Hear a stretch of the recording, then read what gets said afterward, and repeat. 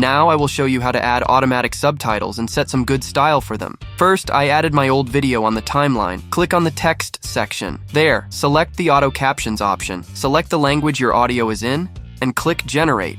Now wait for CapCut to process it. Subtitles have been added, but we can see that they don't look very good. Make sure you have the Apply It All box checked and go to Templates, and I'll show you my two favorites that are not pro. First, find these yellow glowing captions. Now we will edit them to make them look better. Go back to Basic. In Present Style, you can choose anything you want. For example, blue, yellow frame, or even classic white, which I think looks better than the original. Now I will show you my favorite template. Find this free option with a weird little font that turns the word blue when you say it. Go back to Basic and set a better font, for example, Rubik. Make sure you have all subtitles selected. It is white around them. And enlarge them a little on the screen.